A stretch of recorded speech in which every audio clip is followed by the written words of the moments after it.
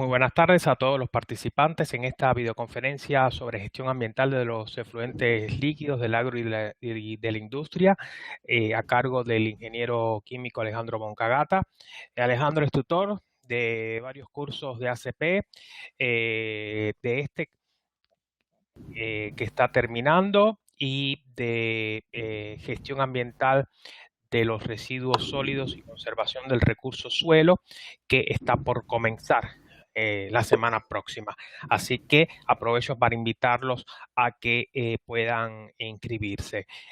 Alejandro, como ustedes habrán visto antes de empezar el curso, tiene un extenso currículum relacionado no solamente con la docencia o con la capacitación en este tema, sino lo más importante, en el trabajo a campo, en el trabajo con empresas, con entidades de gobierno, que es lo que más buscamos en estas videoconferencias, que ustedes puedan rescatar experiencias prácticas y problemas concretos a ser resueltos en sus diferentes organizaciones. Yo soy Miguel Lara, director de ACP. Es un gusto tenerlos en vivo. Pueden interactuar a través del chat. Al final de la conferencia pueden abrir los micrófonos nuevamente, y también los que tienen cámara pueden activar su cámara web al final. Y bueno, Alejandro, adelante. Es un gusto tenerte nuevamente. Aprovechen al máximo esta hora, porque justamente de eso se trata, que puedan usar el exprimidor y sacarse todas las dudas que no han podido por falta de tiempo o por que justamente en esta videoconferencia ustedes van a poder eh, despertar algunas inquietudes que no hemos tratado en el resto del curso. Muchas gracias. Muchas gracias, Miguel. Bueno, buenas tardes a todos. Tal cual como comentara Miguel, yo quisiera también recalcar eso, ¿no es cierto?, de que aprovechen este momento para hacer todas las preguntas que sean necesarias, dudas que ustedes puedan tener, hechos que puedan haber sucedido en su lugar de origen, hechos medioambientales, algunas consultas respecto de su ámbito laboral, alguna inquietud, todo tipo de preguntas. Traten de aprovechar mi experiencia en campo, porque bueno, yo ahora haré un monólogo, pero seguramente mientras hablo o se le ocurra a usted alguna pregunta, escríbanla en el chat, yo voy a estar atento al chat, entonces de esa manera voy a ir respondiéndole a todos. Que sea coloquial la charla, la videoconferencia de hoy. Bueno, tal cual como vemos en la diapositiva de este momento, vamos a comenzar con una definición de lo que es el origen de la contaminación. O sea, desde el punto de vista de la contaminación, tenemos dos tipos de contaminación, la natural y la antrópica. La natural es la contaminación propia del ambiente, ¿no es cierto? Como por ejemplo puede ser la erupción volcánica, una inundación, todo ese tipo de contaminación en el cual el hombre es ajeno, digamos, al evento que produjo la contaminación. Un tsunami puede ser un huracán, como ahora estamos teniendo en la zona de Miami, en Florida. Y distinto es la contaminación antrópica, que es la contaminación propia generada por el mismo hombre, ¿no es cierto? Donde allí sí, en este tipo de contaminación, el hombre puede trabajar, ¿no es cierto?, evitándola principalmente, y si de no ser posible, haciendo que su impacto sea el menor posible. Siempre es preferible evitar la contaminación a tener que remediar un hecho producido por un impacto negativo, producto de una actividad antrópica. No solamente lo puede generar una industria, una fábrica, también la puede producir una ruta que atraviesa un lugar natural, como puede ser una selva, como puede ser distintos ámbitos de la naturaleza. Obviamente que va a tener un gran impacto negativo sobre la misma, pero nosotros tenemos que ver, al menos en el curso lo que vemos, es el uso del medio ambiente para el hombre. No tiene una visión ambientalista desde el punto de vista de darle prioridad al impacto sobre la naturaleza en sí. O sea, obviamente, si construimos una ruta, previamente debe tener un estudio de impacto ambiental, aprobado por el ente de control, y seguramente los impactos positivos que va a traer hacia el hombre esa ruta van a ser superiores a los impactos negativos que puedan generar, que generalmente estos impactos negativos están sobre la naturaleza. Bueno, allí es donde el hombre, a través del estudio de impacto ambiental y el plan de gestión ambiental que está incluido en el estudio de impacto ambiental, es donde tiene que tomar todas las medidas necesarias para evitar estos impactos negativos, minimizarlos, y tener la herramienta ya de antemano, en caso de que suceda un evento negativo, poder mitigarlo o saber cómo remediarlo. No esperar que suceda y después ver cómo hacemos para solucionar este problema. Un poco de allí se desprende el segundo punto, que es el grado de contaminación. Tenemos 2 grados de contaminación. Una contaminación ecológica que no permite contaminante químico, o sea, contaminante cero. Siempre uno, desde el punto de vista ecologista, piensa en el menor daño posible, hasta incluso nulo tiene que ser que es medio difícil, si ustedes se ponen a pensar, porque ya la presencia del hombre en la naturaleza ya está generando un impacto negativo, en la situación que ustedes se pueden imaginar.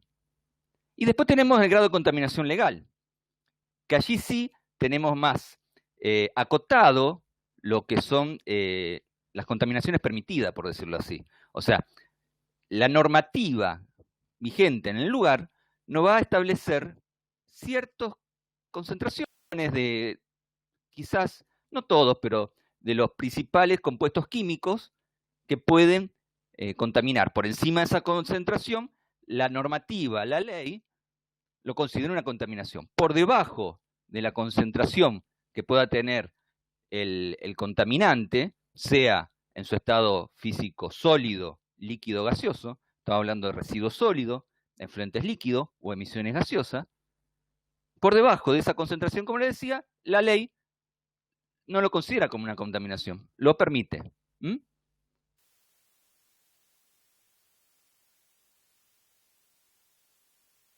Tal cual como vemos esta imagen, y la frase lo dice, las distintas maneras de ver al medio ambiente se debe a la formación de cada uno. Una persona que está formada en leyes o en ciencia económica no va a tener la misma visión que puede tener un ingeniero respecto al ambiente. Fíjense la imagen de fondo, una moneda que se ve más grande, más chica, al derecho, al revés, inclinada, pero sin embargo la moneda es la misma. El medio ambiente también, sucede algo similar. El medio ambiente es uno solo, es el mismo, y cada persona lo puede ver de distintas maneras, de acuerdo a sus vivencias, a sus experiencias o a sus profesiones.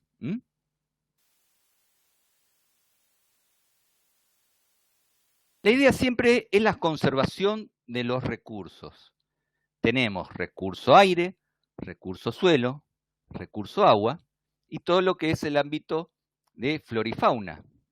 Como vemos allí en la diapositiva, tenemos lo que son bosques, plantaciones de árboles, lo que son bosques nativos, generalmente tanto las provincias como los estados nacionales buscan de formar reservas, lugares protegidos, de tal manera que no se produzca el desmonte y conservar de esta forma la flora e indirectamente la fauna del lugar, ¿no es cierto? Tenemos la conservación del suelo, que este recurso es muchas veces impactado, pero siempre es impactado puntualmente en el lugar.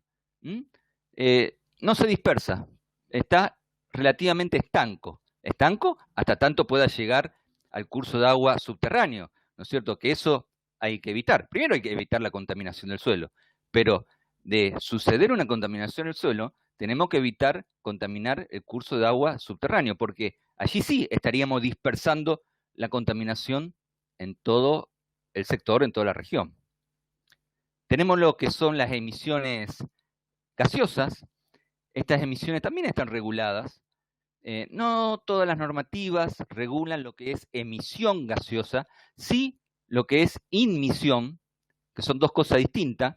La emisión gaseosa es lo que sale por una chimenea, para que se imaginen. Y la inmisión es la atmósfera, el medio ambiente, o sea, el entorno, en este caso de una chimenea. Entonces, la normativa que controla emisiones directamente controla la concentración de químicos, de compuestos químicos contaminantes que salen directamente por la chimenea. Y lo que es un control de normativas de inmisión es la calidad del aire. Generalmente esta se hace en el entorno de una industria, una actividad que genera emisiones, ¿no es cierto? También puede ser dentro de una ciudad, pero dentro de una ciudad también tenemos emisiones, que es una de las más contaminantes, que es la contaminación producto de los autos con sus motores de explosión. Combustión por combustible líquido que generan gases, como por ejemplo el dióxido de carbono, uno de los gases de efecto invernadero. A nivel mundial, los mayores contaminantes de la atmósfera son los automóviles, aunque uno a priori podría pensar quién contamina más el aire, y uno piensa en las fábricas, en la chimenea de la fábrica. Sin embargo, el mayor contaminante son los automóviles. Otro de los recursos a cuidar es el recurso agua. Como podemos ver allí en la imagen, tenemos una foto, esta es una foto que tomé de un vuelco de una industria a un canal pluvial abierto. Fíjese la espuma que está generando este vuelco de efluente. Estos efluentes líquidos también están normados, de tal manera que la ley permite hasta una cierta concentración de contaminantes, que por encima de esa concentración, la ley lo considera una contaminación y puede tomar medidas contra la actividad que está volcando estos líquidos a través de sanciones. Estas pueden ser económicas o hasta incluso suspensión de la actividad. Como les decía, la conservación del recurso aire. Aquí tenemos dos grandes divisiones, lo que es la contaminación de impacto global, como puede ser, a modo de ejemplo, lo que es el efecto invernadero, producto de la generación de gases como el dióxido de carbono, el metano, entre otros, ¿no? Que generan una contaminación atmosférica a nivel global, ¿no es cierto? Esto, ¿qué hace? Que produce una elevación de la temperatura y con esto una reacción en cadena, se puede decir, ya que esta elevación de la temperatura cambia las condiciones tanto en los recursos agua, recursos naturales de flora y fauna, suelo, aire, y va cambiando todo el ecosistema a nivel global. Y después tenemos contaminación e impacto local, como podemos ver en la imagen, en la foto de abajo, donde tenemos lo que es el smog en una ciudad, producto de estos gases de combustión de los automóviles, en su mayoría, que si se produce el efecto de inversión térmica, en donde los gases calientes de manera natural, en una situación normal, ascienden de la misma manera que ascienden por una chimenea, o sea, por una cuestión de densidad, de menor densidad, sube el aire hacia las capas de aire más frío que están arriba, ¿no es cierto? Estando en la capa de aire caliente abajo. Pero cuando sucede una inversión térmica, ¿qué pasa? El aire caliente lo tenemos arriba y el aire frío abajo. Entonces, se forma como una especie de tapa de olla en donde las emisiones gaseosas generadas en la ciudad rebotan en esa tapa de olla imaginaria, ¿no es cierto? Acumulándose. Con lo cual, esas emisiones de chimenea o de automóviles, que pueden desde el punto de vista legal estar permitidas, dada su concentración, su baja concentración de contaminantes, se van acumulando en este lugar por producto de la inversión térmica. La concentración empieza a elevarse. Y a nivel mundial han ocurrido accidentes, trágicos accidentes, debido a este fenómeno, inversión térmica. Ustedes pueden buscar por internet, pero ha habido gran mortandad de personas producto de la concentración de contaminantes elevada, producto de la inversión térmica. En este caso, si nosotros nos remitimos a la primera diapositiva, es un efecto natural. El hombre no puede intervenir en lo que es la inversión térmica, porque es un hecho natural. El aire caliente está arriba y el aire frío abajo, a la inversa lo que es en forma normal. Pero sí el hombre puede actuar en la otra contaminación, en la antrópica, que son las emisiones de gases que se producen por las chimeneas o de los motores de los autos. Lo que es un efecto global, como es el cambio climático, producto de estos gases de dióxido de carbono y metano, generan cambios climáticos a nivel global, como pueden ser que caiga granizo en lugares donde antes no lo hacía, lluvias torrenciales, periodo de sequía. Quizás si uno observa en lo que son los promedios anuales, la media se conserva, pero lo que está sucediendo a nivel global es que se producen lluvias más intensas y periodos de sequía más largos. O sea, el promedio se conserva. Algo parecido con la temperatura.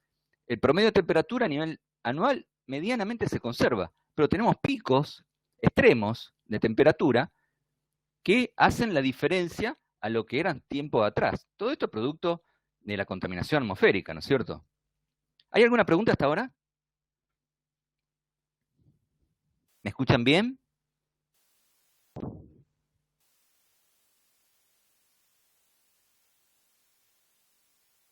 Perfecto. Bueno, continuamos. Bárbaro. Gracias, Silvana, Fernando, Luciano. Bien, perfecto. Continúa con la conservación del recurso suelo. Aquí el hombre, producto de su supervivencia, se puede decir, genera grandes desmontes a nivel planetario. En nuestra región, Sudamérica, producto del incremento del cultivo de soja, se han generado muchos desmontes, al punto tal que prácticamente quedan pocos montes nativos, excepto si uno deja de lado lo que son las reservas naturales, tanto provinciales como nacionales. Después queda muy poco de monte. El hombre ha desmontado todo. Y aquí comienza un problema que es muy importante y quizás no lo vemos a corto plazo, pero sí lo vamos a ver dentro de unos años. Porque estamos reemplazando una planta, sea cual sea el bosque, porque tenemos regiones de bosque, o sea, de árboles selváticos, tenemos la región chaqueña con sus montes más dispersos, tenemos regiones como la pampeana con árboles más achaparrados y más dispersos, pero sea cual sea el árbol, estamos extrayendo unas raíces con una profundidad determinada y la estamos reemplazando por raíces de una planta mucho más pequeña como es la soja. Entonces esto con el tiempo lleva a lo que podemos ver en la diapositiva, en la foto de abajo, un campo, digamos, árido, o sea, totalmente desolado, imposible de ser sembrado. Como vemos allí en la diapositiva, las raíces profundas de los árboles mantienen el nivel freático bien abajo, de manera natural, ¿no es cierto? Porque esos bosques, esos árboles son naturales. Entonces el nivel freático, el agua subterránea, se conserva por debajo del suelo fijo, estándar, ¿no es cierto? Que al sacar estas raíces, al sacar estos árboles, ya no cuenta con esas raíces, entonces ese nivel freático sube, como podemos ver allí en la diapositiva. Sube, ¿no es cierto? ¿Y qué pasa? Las aguas subterráneas generalmente contienen sales. Muchas de ellas son no nocivas, pero si las llevamos a un lugar donde no estaban antes, y se transforman en contaminantes. O sea, el suelo natural no contiene sales de la capa freática, pero si ésta se aproxima a la superficie, esas sales van a aflorar, con lo cual el suelo se vuelve con alta concentración de sales, que antes no tenía. Ya allí tenemos una dificultad. ¿Qué pasa cuando llueve? Cuando llueve, el suelo absorbe la humedad, pero la absorbe mientras tanto la napa se encuentre bien profunda. Cuando este curso subterráneo subió, ya el poder de absorción de ese suelo va a ser menor, porque en realidad en un bosque no son solamente las plantas que absorben el agua de lluvia, sino también el suelo. Pero el suelo lo puede hacer, mientras tanto, como les decía, la napa esté bien profunda. Cuando está producto de la tala de árboles, el agua subterránea cerca de la superficie, el agua de lluvia no puede ser absorbida, con lo cual queda más tiempo en la superficie. Esta agua de lluvia de la superficie empieza a correr y empieza a formar lagunas artificiales, entre comillas, porque antes no existían, son naturales porque son producto de la lluvia, pero antes no existían. Entonces, ¿el hombre qué hace? Empieza a canalizar, empieza a desviar el agua hacia otros terrenos más bajos que antes no tenían tanta cantidad de agua y se genera una reacción en cadena. Y esta agua de lluvia va lavando los nutrientes del suelo, con lo cual ese suelo se vuelve menos productivo, absorbe menos agua, menos apto para el cultivo. O sea, se genera toda una reacción en cadena. Acá Luciano, a ver, hace un comentario.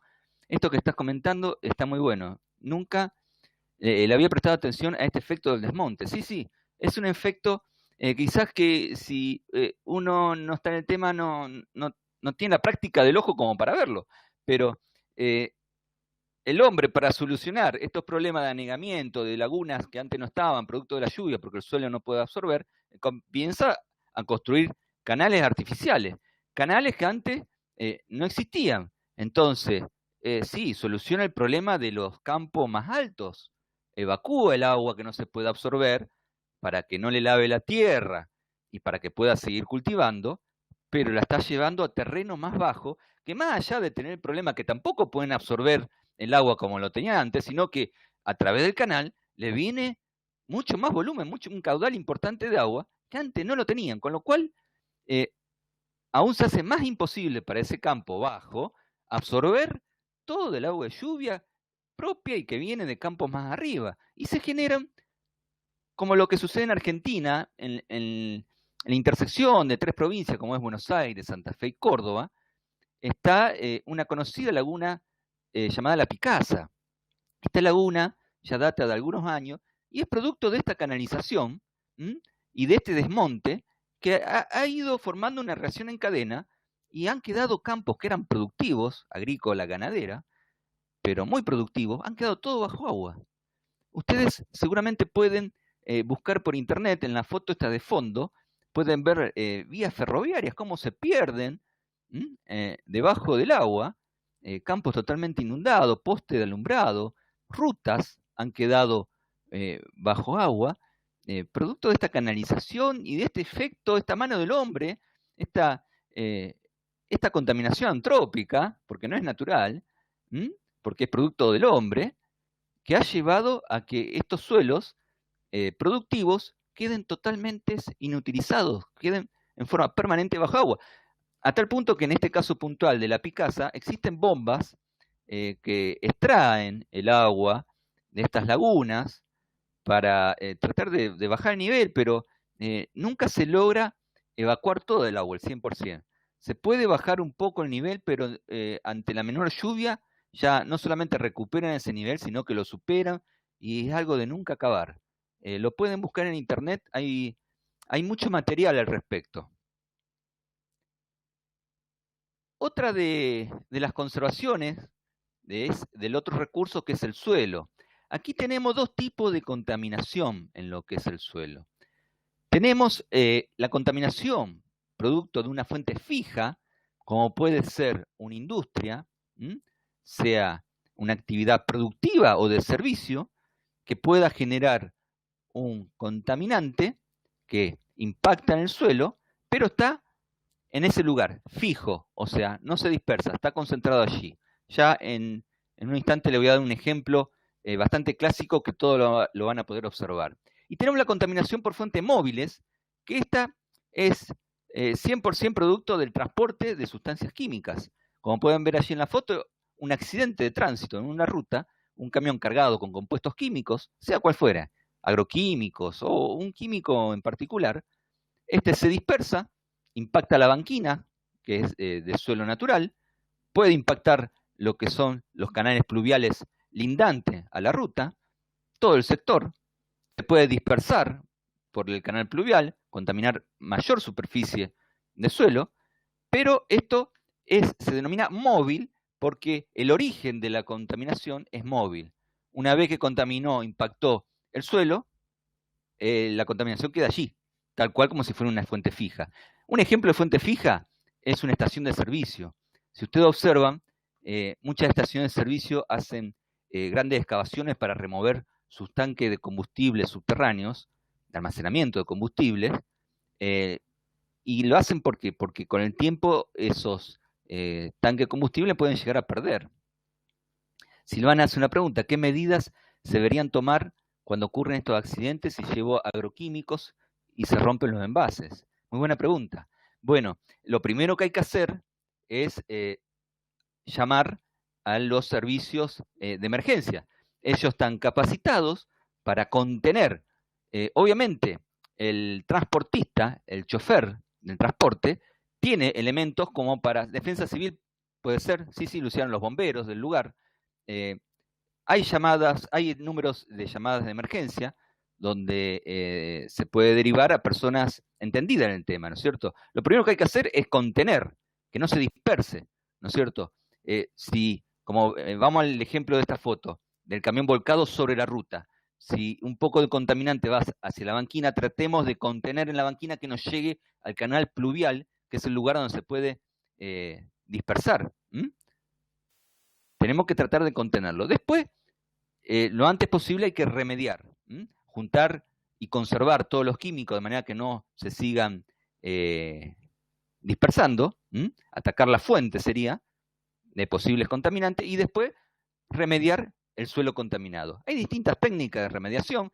La remediación se puede hacer en el mismo lugar, que se denomina in situ, la remediación, o puede ser ex situ, la remediación, que es retirando ese suelo contaminado y llevándolo a tratar a otro lado. Ese tratamiento puede generar una reposición, o sea, una recuperación de ese suelo y volver a reponer el mismo en el mismo lugar, o bien lo que es tratarlo como un residuo peligroso a través de un horno de incineración y reemplazar el lugar, el sitio en donde se extrajo ese suelo contaminado con suelo no contaminado traído de otro lado. Como les decía, un ejemplo de fuente fija son las estaciones de servicio. Si usted observa, hoy en día ya casi no se instalan estaciones de servicio dentro de las ciudades.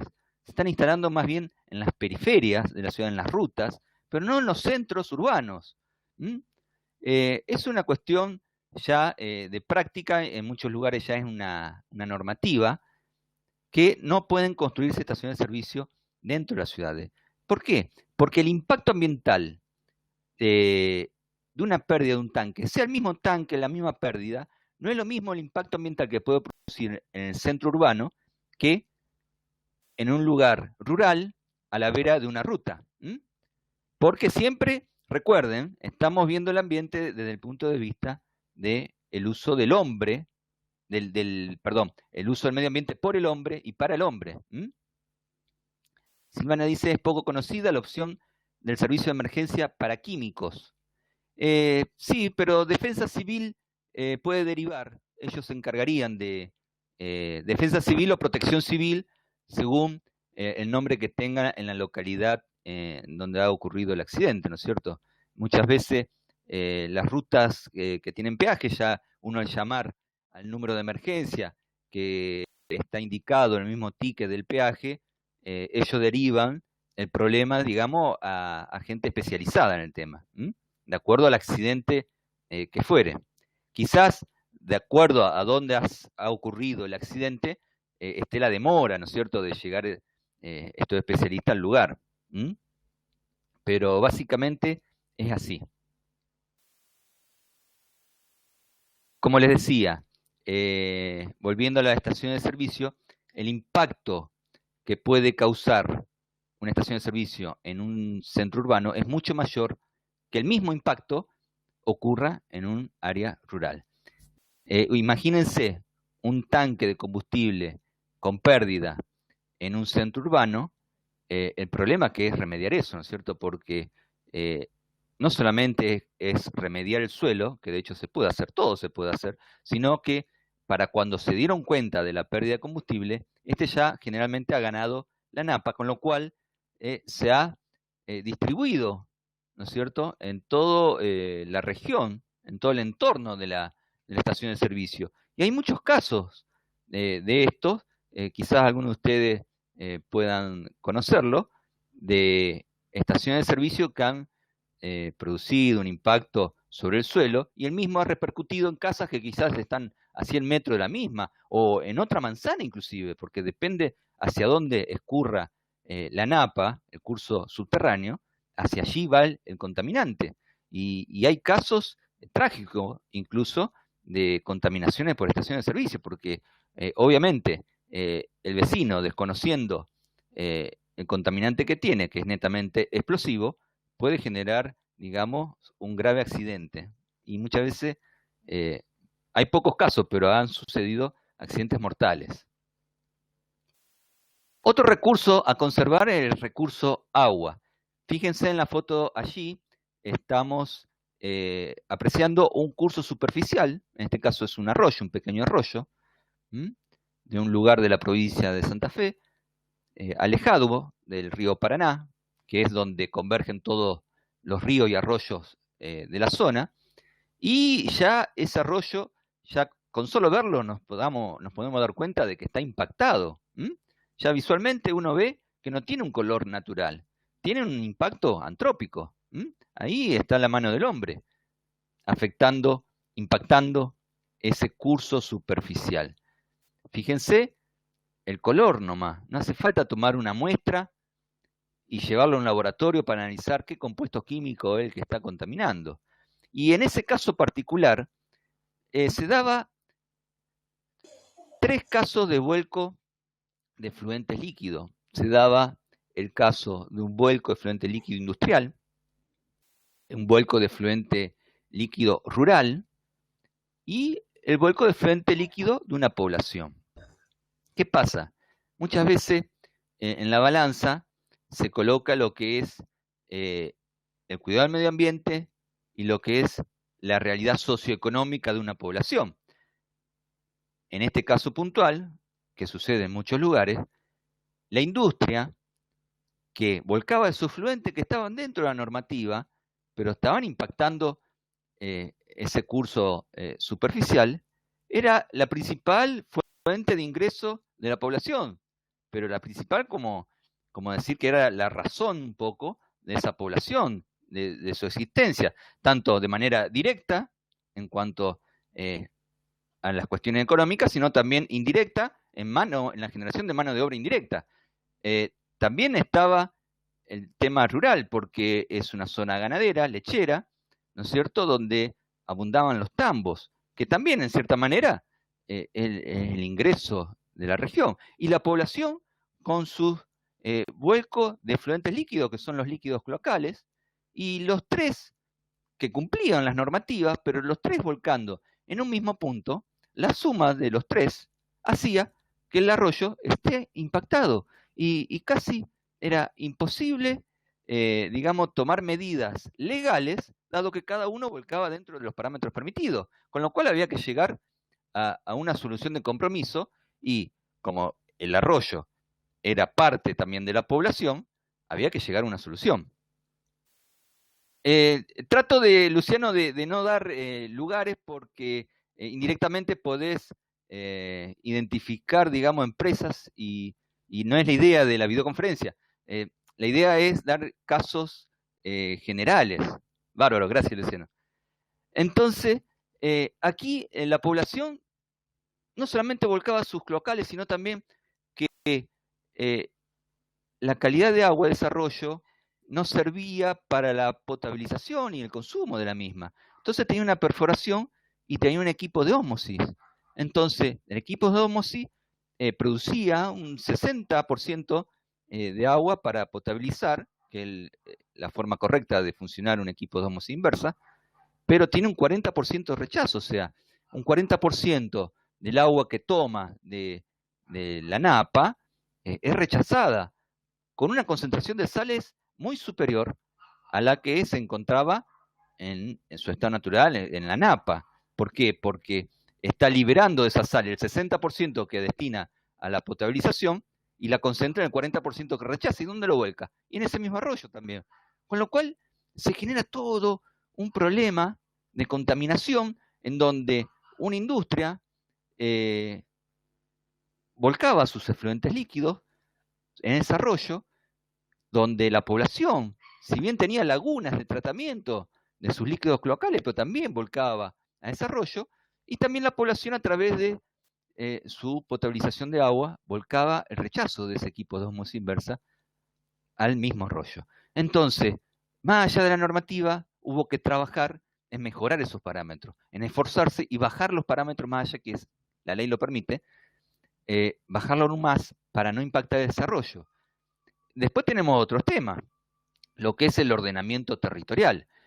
Si tenemos un arroyo que atraviesa una población, sea de la dimensión que sea, tanto el arroyo como la población, nunca ubicar nuestra área industrial, o sea, desde el punto de vista del gobierno, el área industrial de esa población, nunca tiene que estar aguas arriba de la población, de tal manera que los líquidos que vuelquen las industrias, producto de sus actividades, no pasen por el medio de la ciudad. Entonces, el parque industrial, el área industrial, las industrias, siempre hay que ubicarlas, digamos, agua abajo de la población. Lo mismo que son las plantas de tratamiento de efluentes cloacales, deben estar ubicadas agua abajo del curso superficial que pasa por la localidad o por la población. Algo parecido pasa con lo que es el recurso aire, ¿no es cierto? Las emisiones de chimenea. El área industrial debe estar ubicada de manera tal de que la pluma de la chimenea, que es el humo que sale por la misma, que cae al suelo, esta caiga lo más alejado o en el lado opuesto de la ciudad. ¿Y cómo prevemos eso? Y teniendo en cuenta los vientos predominantes en la región, ¿no es cierto? Nunca tenemos que ubicar las áreas industriales vientos arriba de la localidad. ¿Se entiende?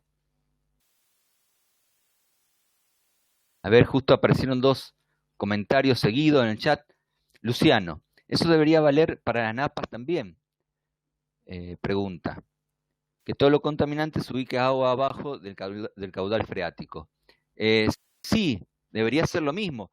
A nivel hogar, las viviendas que no tienen ni agua potable, red de agua potable, ni red de cloacales, que tienen que construir su perforación para extraer agua para consumo y construir su pozo ciego o pozo negro para el vuelco de sus líquidos cloacales, si ustedes observan siempre la perforación de agua de bebida, está agua arriba del escurrimiento de las napas, del curso freático.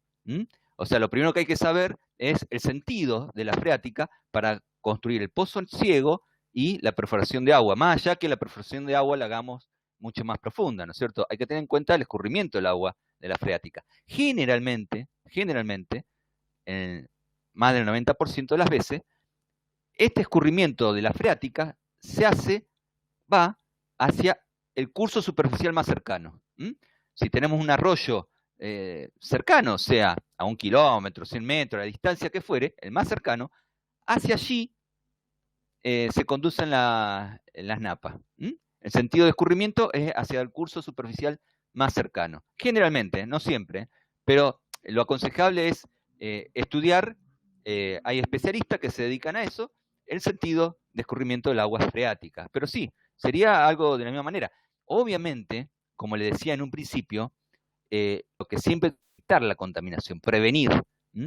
No actuar sobre la remediación, sobre el hecho consumado, porque por más que gastemos el dinero que sea, que no es la idea, y empleemos todos los recursos técnicos y científicos, es casi imposible lograr el valor cero, o sea, el valor inicial que teníamos antes de la contaminación.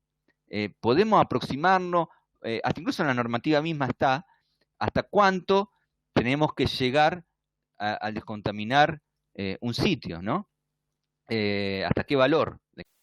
concentración de contaminante, porque es casi imposible llegar al cero que teníamos antes. Fernando, acá en el chat dice, hablando del área industrial, conocía ese problema en Reconquista y estuve en esa zona de recreación. Reconquista, supongo que debe ser provincia de Santa Fe. Pasé una noche en ese lugar y es insoportable el olor, sobre todo en momentos de humedad.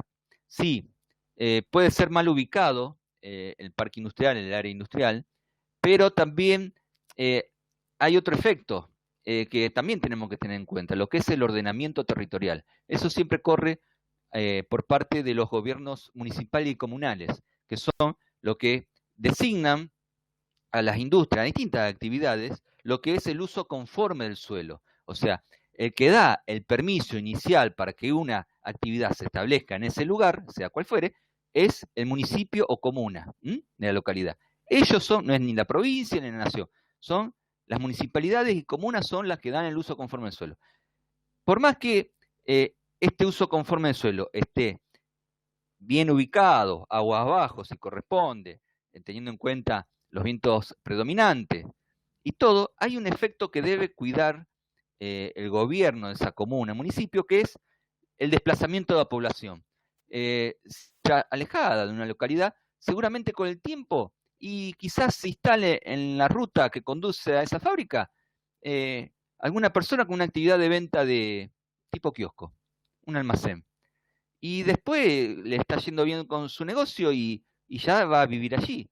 Y después va un gomero que repara las pinchaduras de la rueda de los autos de la gente que transita por allí. Y le va bien en su negocio y también se pone a vivir. Y de a poquito se va desplazando la ciudad. Y esa actividad que estaba aislada, lejos de la localidad, enseguida se rodea de casas. Y empieza a tener problemas medioambientales, porque el medio ambiente es el cuidado del medio ambiente, pero para el hombre. Entonces, problemas que antes no había, ahora lo tiene. La solución de esto es un ordenamiento territorial programado, hecho a conciencia por parte del municipio y la comuna, de manera tal que no se puedan radicar barrios, casas cerca de las áreas industriales. Si se logra eso, se solucionan un montón de problemas. Más allá que la industria o la actividad que fuere está obligada a cumplir con la normativa en el cuidado de los recursos, o sea, en sus residuos sólidos, en sus efluentes líquidos y en sus emisiones gaseosas. Lo que son olores muchas veces son producto de la actividad. Hay actividades que generan olor, es lamentable, pero no es una emisión por chimenea, sino son fugas, emisiones de fugas, digamos, de la actividad. O sea, seas una cervecería, por dar un ejemplo, cuando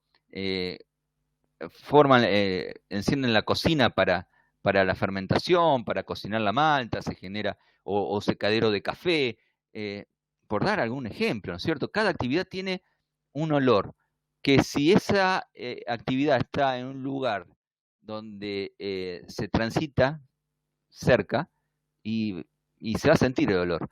Entonces lo que tenemos que tener es esa actividad lejos del lugar donde transita la gente o donde vive la gente, ¿no?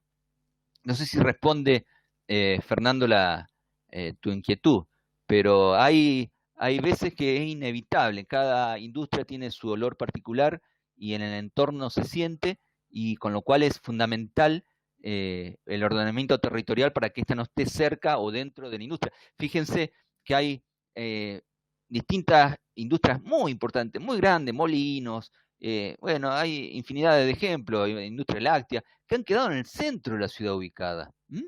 En otras épocas no había mentalidad de lo que es el ordenamiento territorial, pero también se da este efecto, ¿no es cierto?, que el mismo operario o el que vivía de manera de tercero de esa industria se fue radicando cerca y permitido por la comuna o municipio, y la fue rodeando y quedó en el centro de la ciudad. Silvana dice, buenísima explicación. Muchas gracias, Silvana. No lo había pensado para una vivienda familiar el caso de la ubicación, agua abajo. Sí, correcto. Luciano, esto que comentás ha pasado con varias industrias lácteas, por ejemplo el caso de Cotapa en Paraná. Sí, si uno observa en la cuenca lechera argentina, y seguramente sucede en toda Sudamérica, las usinas lácteas van quedando en el centro de la ciudad, porque comienzan en pequeñas ciudades estas usinas, porque son actividades rurales que se inician primero para lo que es producción de leche fluida, pero después se incorpora queso, dulce de leche, manteca, yogur, distintos productos lácteos, y esa industria va creciendo y va quedando en el centro de la ciudad. O sea que esa empresa que citas no es la única, sucede en casi todas las ciudades de la cuenca lechera argentina y sin duda que de Sudamérica. Fernando, sí, totalmente, muy claro. La cocina de cerveza, como sabes, pasa en Santa Fe. Sí, seguramente en Santa Fe, bueno, no sé si en Zárate, también en Quilmes. Sí, sí, en Corrientes también hay plantas cerveceras. Y eso por citar lo que es Argentina, pero en Brasil hay muchas plantas cerveceras. Se siente olor en la mitad de la ciudad. Sí, sí, depende de los vientos del momento, el olor se dispersa. Ahora bien, hay olores y olores, obviamente. Hay olores que son agradables, olores agradables que cansan con el tiempo, y hay olores que son totalmente desagradables, ¿no? Seguramente estas industrias que generan su actividad un olor desagradable, enseguida son denunciadas por los vecinos, y bueno, depende, como le decía, el ordenamiento territorial es el problema que trae después a los gobernantes futuros, porque en un principio el mismo municipio, comuna, dio el uso conforme al suelo, pero después permitió que se radique parte de la población en su entorno y allí comienzan los problemas. Y comienza esa ida y vuelta de que quién estuvo primero, y en este caso estuvo primero en industria, en el lugar, pero quien se tienen que desplazar en industria, y después entran los factores económicos, donde el industrial eh, transmite la idea de que si me tengo que trasladar, me conviene cerrar por el costo que tiene, y deja tantas personas fuera de su trabajo, y bueno, y en la balanza, lamentablemente, todavía pesa más la parte económica que la parte del cuidado del medio ambiente, o sea, se mezcla un poco todo, y como conclusión, la gente no vive de manera, digamos, adecuada, porque tiene que convivir con ciertos olores. La industria gasta un dinero extra porque hace sobreesfuerzos para no generar muchas veces estos olores que, como les he dicho en otros casos, sucede que está por debajo de la concentración permitida, con lo cual desde el punto de vista legal está cubierto, pero genera olores porque se perciben, y entonces gasta un dinero extra, y es un ida y vuelta que sinceramente no le conviene a ninguna de las partes. Silvana, ¿qué tiempo dura el permiso del suelo? Porque tal vez lo que hoy se permite, dentro de 10 años queda dentro de una población.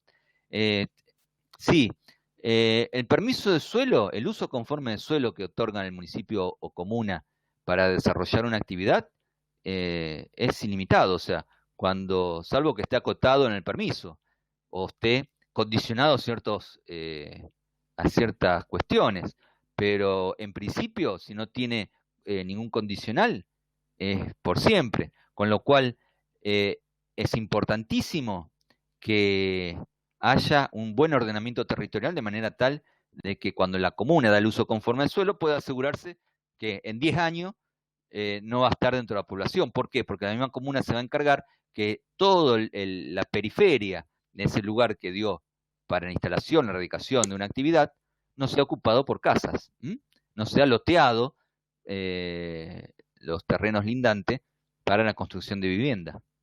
Eso sería una manera. O sea, hay que pensar a futuro. Lamentablemente, muy pocas ciudades fueron preparadas en su momento con este punto de vista, con lo cual sucede lo que sucede, que tenemos industrias dentro de las ciudades.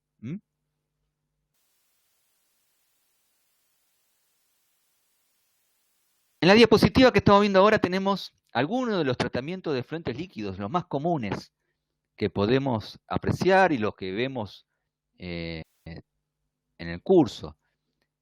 Aquí lo que tenemos en la diapositiva son tratamientos biológicos para degradar la carga orgánica del efluente líquido, que son efluentes digamos, que se generan en un volumen importante, con un caudal importante, generalmente. Y tenemos allí los distintos tratamientos, como pueden ser laguna de estabilización, que es la imagen de arriba a la derecha, de esta diapositiva.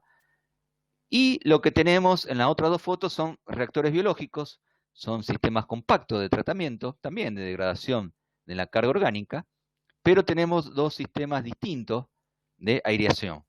Por un lado, en la foto a la izquierda podemos ver lo que es aireación a través de microburbujas con compresores y membranas microperforadas en la parte inferior del reactor que generan esa turbulencia con pequeñas burbujitas, aireando y alimentando de oxígeno a las bacterias que degradan la carga orgánica. Y a la derecha, en la foto inferior, la aireación se da de otra manera, con motores que están en la superficie, como pueden ver allí, con hélices sumergidas que giran no a gran velocidad, no a muchas revoluciones, sin embargo producen una turbulencia importante. Y la oxigenación acá, la aireación, se da por el paso del líquido por la superficie. Y al pasar el líquido por la superficie, las bacterias toman el oxígeno del aire y pueden, digamos, sobrevivir y así degradar toda la carga orgánica. De la misma manera, hay sistemas de tratamientos para distintos contaminantes, como pueden ser contaminantes químicos, como puede ser cromo, cianuro, distintos sistemas. Todo esto lo vemos en detalle en lo que es el curso que dictamos en ACP. La idea es que el efluente correctamente tratado, ya lo podemos ver en la diapositiva, tiene un aspecto como el que vemos, o sea, transparente. Ya visualmente podemos adelantarnos que este efluente podría estar bien.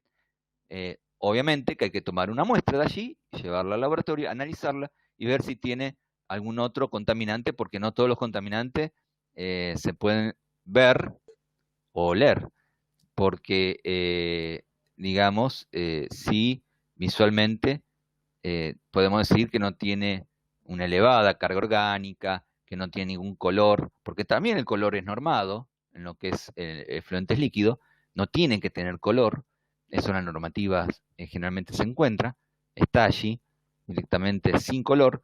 El tema de color de un efluente líquido es difícil de tratar porque estamos a nivel coloidal, con lo cual es muy difícil quitarle el color en el efluente líquido. Se puede hacer, pero son tratamientos costosos.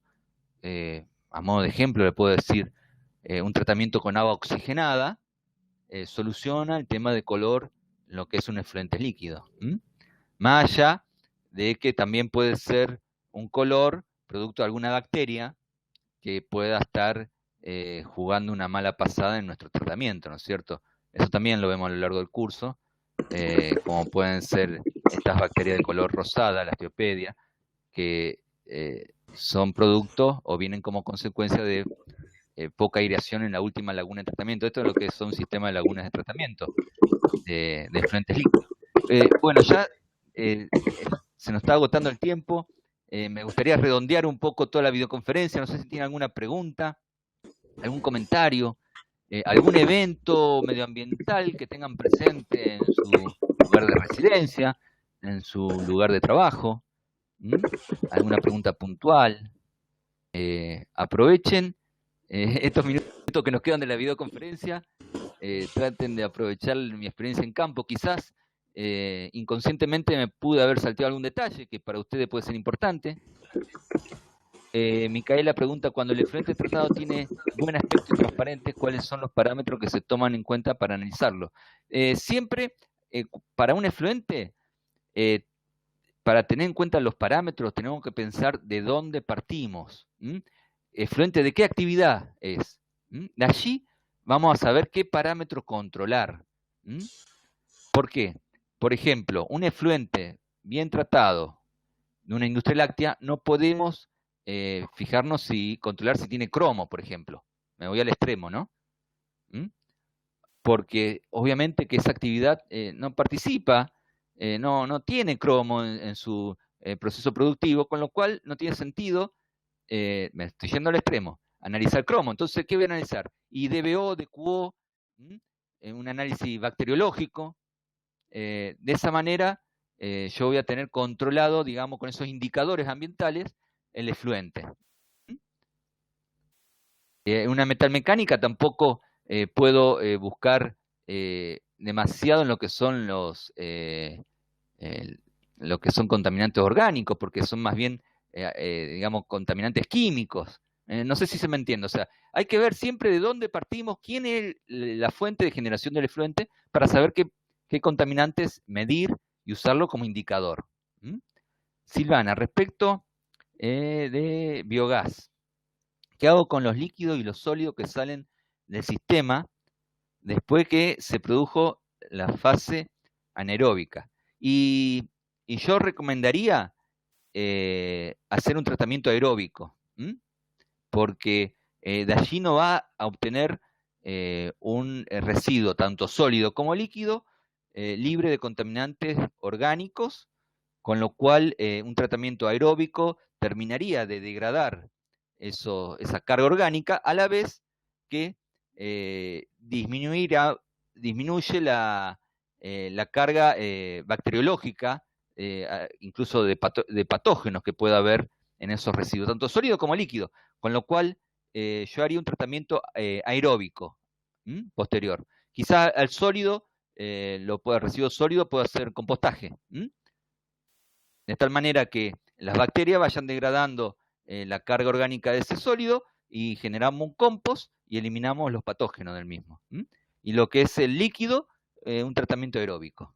Luciano, salir a un sistema de piletas. No entiendo la pregunta. Luciano, a ver si la podés reformular.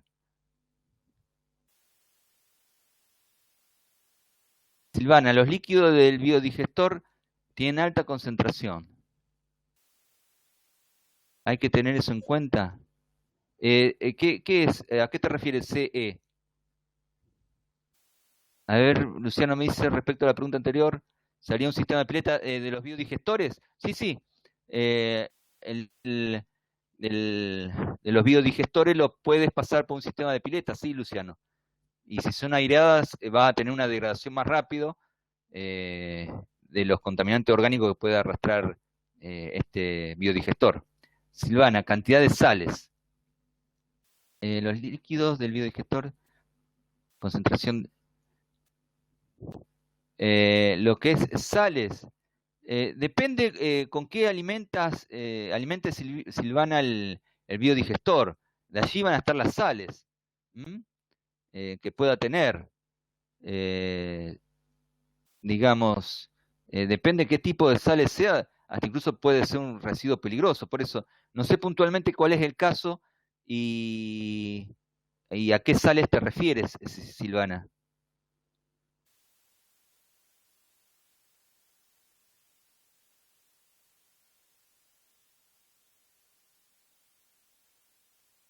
No sé si podés citar alguna de las sales, porque si tenemos algunas sales, por ejemplo, de metal pesado o algo así, y en alta concentración, y bueno, esos sólidos tendremos que disponerlo ante un operador de residuos peligrosos, porque pasan a ser un residuo peligroso. No sé si hay alguna pregunta más, algún comentario. Silvana, ¿qué recomendás para tratamiento de efluente en un lugar como un camping, por ejemplo, que además no se usa todo el año? Bueno, los tratamientos, tanto de efluentes líquidos como residuos sólidos, o lo que fuere, cuando son de alta concentración en un cierto periodo del año, son difíciles de tratar. Esto sucede mucho en las poblaciones que son netamente turísticas, como pueden ser el Partido de la Costa en Provincia de Buenos Aires, donde a lo largo del año la población es baja en cuanto a cantidad, pero en periodos de vacaciones se incrementa muchísimo la cantidad de personas, entonces los tratamientes de efluentes locales no dan abasto, con lo cual el Estado no puede calcular un tratamiento de efluente, digamos, para los picos, pero sí debería tenerlo en cuenta. No es fácil el tratamiento de efluentes en lugares turísticos. En lo que es un camping, si está acotado, lo mejor vienen sistemas de tratamiento anaeróbico de lo mismo, pero hay que ver si ese camping tiene, digamos, un curso superficial por allí cerca, y hay que derivar los líquidos tratados, previamente tratados, por este sistema anaeróbico, airearlos en una pileta alejada del camping, de tal manera que los olores no lleguen al mismo, y el vuelco que se haga aguas abajo del mismo, ¿no?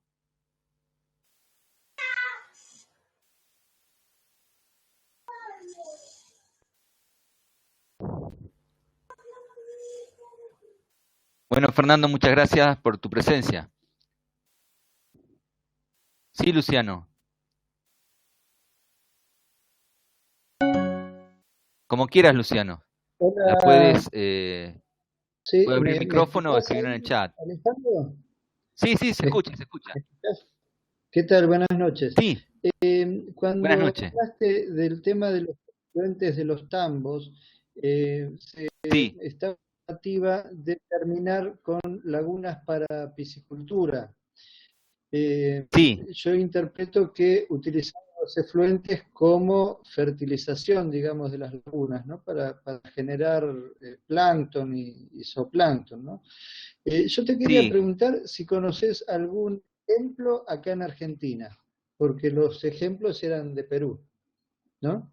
Si claro, conoces bueno. algún En ejemplo Argentina de no algo. tengo, claro, de piscicultura en lagunas, en sistema de lagunas de tratamiento de efluente.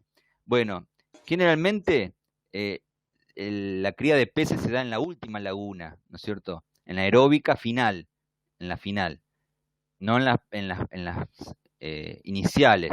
De esa manera va a tener el oxígeno disuelto necesario para que el pez pueda vivir, ¿no es cierto? Pero ¿qué pasa? Yo no he presenciado ninguna de esas lagunas de tratamiento de efluente, sí criadero de peces, pero no lagunas. ¿Por qué? Porque generalmente necesitas no solamente la laguna para que viva el pez y acompañarlo con algún alimento quizás balanceado, sino necesitas también temperatura, con lo cual en lo que es Argentina, estos sistemas los pueden implementar en el norte del país. Eh, También hay esta experiencia en estas actividades en Brasil, por ejemplo. Perú tiene un gran desarrollo en lo que es piscicultura. ¿M?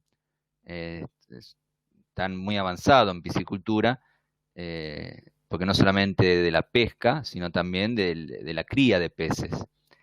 Pero sí, ayuda mucho la temperatura, por eso es muy difícil en Argentina lograrlo. ¿M? ¿Se entiende, Luciano?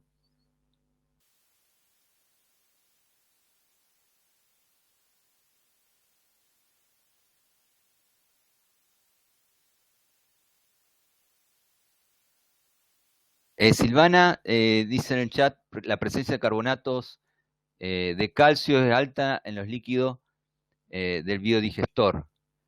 Y sí, habría que hacer algún tratamiento de manera tal de, previo al volcado de estos líquidos, disminuir esa concentración elevada de carbonato de calcio. Bien, Luciano. No sé si tiene otras preguntas, Luciano.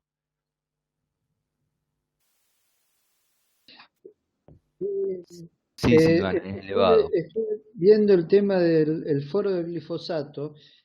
A mi Sí, entender, nos fuimos un poquito hacia el lado toxicológico, que obviamente es sí, fundamental. Pero lo que te quería preguntar sí, es, si uno usa bueno, obviamente, sobre todo en soja, pero bueno, se usa en todos los cultivos, por ahí como preemergente y demás. Si vos usás glifosato dentro de lo que son las buenas prácticas de manejo, ¿se puede de todas maneras hablar de una contaminación, eh, aunque vos lo estés no, usando no, no, bien? no, no. No, no, no. No, porque es una contaminación dispersa. Vos podés hablar de una contaminación de suelo cuando es puntual y en elevada concentración, un poco como los ejemplos que cité durante la videoconferencia.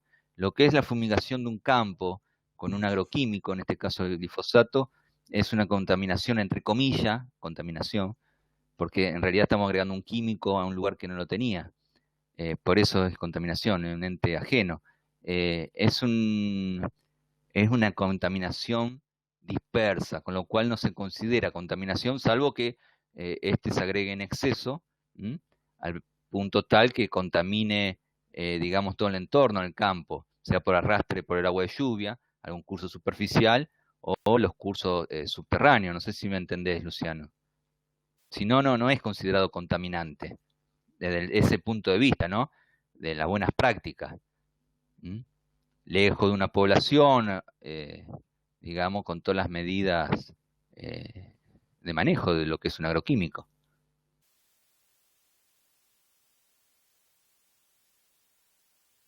Silvana pregunta, cuando se limpia una laguna por los sólidos acumulados, ¿se puede romper la membrana que la impermeabiliza? ¿Cómo se hace? Sí, se puede romper, hay que hacerlo con mucho cuidado. Por eso generalmente es recomendable tener 2 lagunas en paralelo trabajando, de manera tal de que de manera tranquila y con mucho cuidado podamos limpiar una de ellas sin suspender el sistema de tratamiento de los efluentes. ¿Se entiende, Silvana? Entonces de esa manera puede trabajar tranquila. Gracias, Luciano. Silvana, como te decía, teniendo 2 lagunas en paralelo, cierra una de ellas, la limpia, ¿cierto? Le quita todos los barros con mucho cuidado y después la puede rehabilitar. Mientras tanto está funcionando la otra. Quizás no va a haber una eficiencia del sistema en conjunto 100% como estaba, porque le estamos sacando parte de su tratamiento al limpiarla, ¿no? Pero el objetivo es, digamos, mejorar la eficiencia del sistema y mantenerlo. En estos casos, cuando se va a proceder a la limpieza de una laguna o parte del sistema de tratamiento, previo a eso hay que dar aviso al ente de control del lugar, el ente de control medioambiental. Si ustedes avisan que van a hacer esa operación de limpieza, porque los parámetros de vuelco pueden verse afectados, entonces hay que dar aviso, pero como es por un hecho, digamos, positivo, es para remover los barros, los entes lo permiten y suelen dar algún permiso condicional, digamos, como para que pueda, digamos, tener una chance de excederse quizás en algún parámetro, pero en principio había que evitarlo, ¿no? Pero bueno, se está en obra, digamos.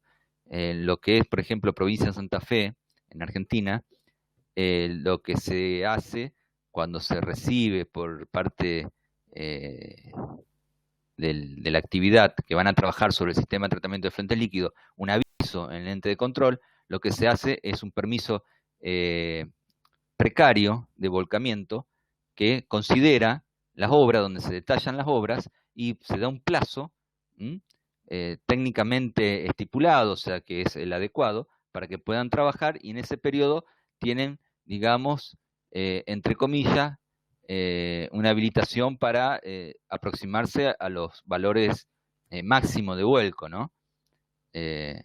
No sé si queda clara la respuesta, Silvana. Siempre debe dar aviso al ente de control cuando vas a hacer un tratamiento, una limpieza de una laguna. Sí, pueden ser de estas 2 paralelas, una de menos tamaño.